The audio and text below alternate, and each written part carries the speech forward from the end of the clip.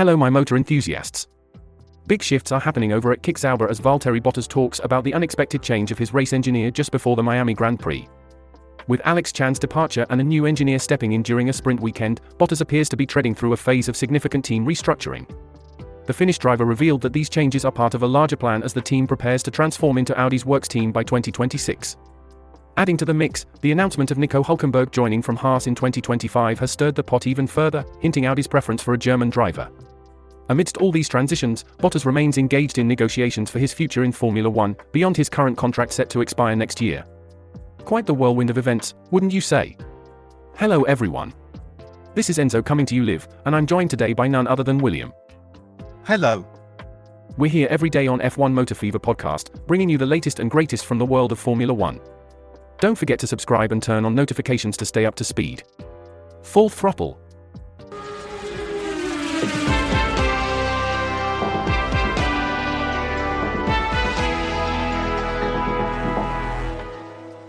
Right, for those just tuning in, we were diving into the latest developments at Kick Sauber.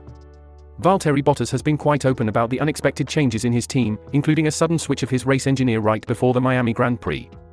Additionally, there's buzz around Nico Hülkenberg joining the team from Haas in 2025, which is stirring the driver market quite a bit. Amidst this, Bottas is navigating his future prospects in Formula 1 as his contract concludes next year. Quite the strategic shuffling over there. It's fascinating to see how these changes will play out on the track. Absolutely, it's critical to keep an eye on how these internal shifts might impact their performance in the upcoming races. Now, let's delve deeper into how these changes could affect the team dynamics. Moving forward, Valtteri Bottas has touched upon the unexpected change in his race engineer at the Miami Grand Prix. He emphasized that many of those decisions are not in my hands, highlighting a sudden shift initiated by Kick Sauber. Working with a new engineer during a sprint weekend isn't trivial, and it's clear that adaptations will be necessary. Indeed, it sounds like he was taken aback by the change. Sprint races are already high pressure, and to adjust to a new engineer under those circumstances is no small feat. It speaks volumes about the ongoing transitions within the team as they gear up for their new role as Audi's works team in 2026. Precisely, the restructuring is evidently in full swing with people leaving and joining, preparing for a robust future alliance with Audi. Bottas's role seems more pivotal, yet his direct influence on such decisions appears limited. How do you think this will play out for him in the long run? It's a double-edged sword.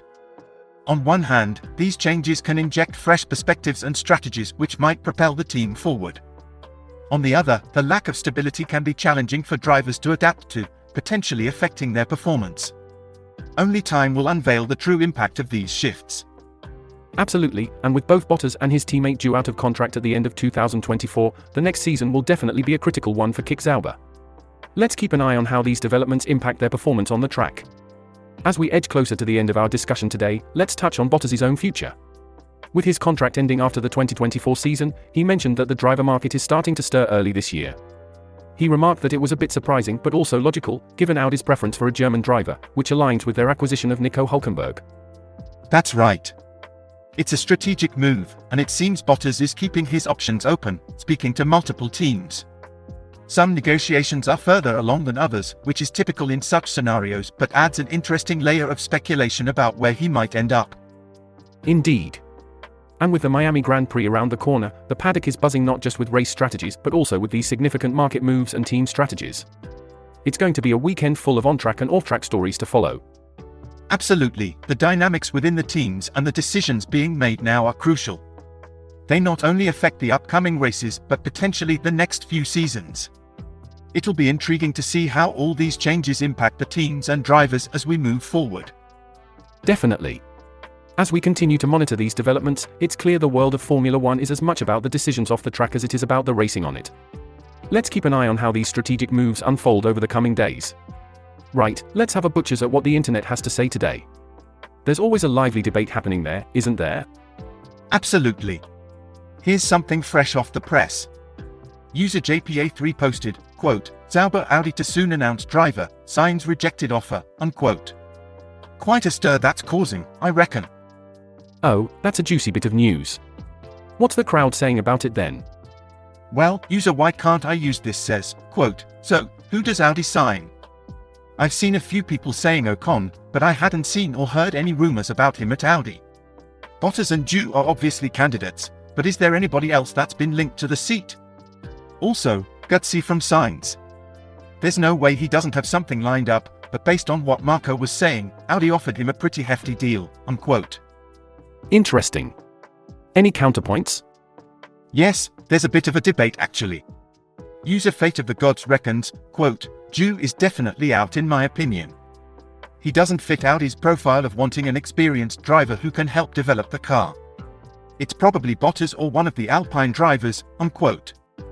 And what do others reckon about Zhou's chances? User Space Tracking was quite blunt, saying, quote, good drivers show their talent even in rubbish cars. George was a candidate for a championship-winning Mercedes team after 2 years of driving a car that couldn't even score 5 points over 2 years. Leclerc was in a Ferrari after driving for a middling Sauber for 1 year. If Zhou was that good, he would have shown it by now, unquote. Blimey, the language here's a bit ripe. If I read that out, we might lose our sponsors. Still, that's a strong opinion. Any whispers about other drivers? Indeed, user PhysicoK mentioned, quote, Hulk and Ocon were the names floating around long ago before the Hamilton to Ferrari stuff happened, unquote. And Coffee and Converse threw in a wild card, quote, I know it's far out there, but what if Eddie Jordan was actually not bullshitting for once when he said that Sainz is replacing Lance at Aston Martin? Remembering Eddie is Newey's manager and Newey had an offer from AM which would indicate some sort of contact with Aston Martin and Eddie. I think Red Bull or Merc is probably more logical though, unquote. That's a lot to chew on from the World Wide Web, as always. Keeps the speculation mill running at full tilt, doesn't it? Definitely does. Every comment adds a new layer to the ongoing saga. Let's see how it all pans out in the end. Thanks for tuning into F1 Motor Fever podcast today. We delved into the intricate dance of driver contracts and potential team strategies as we edge closer to the 2024 season. It's been fantastic having your company.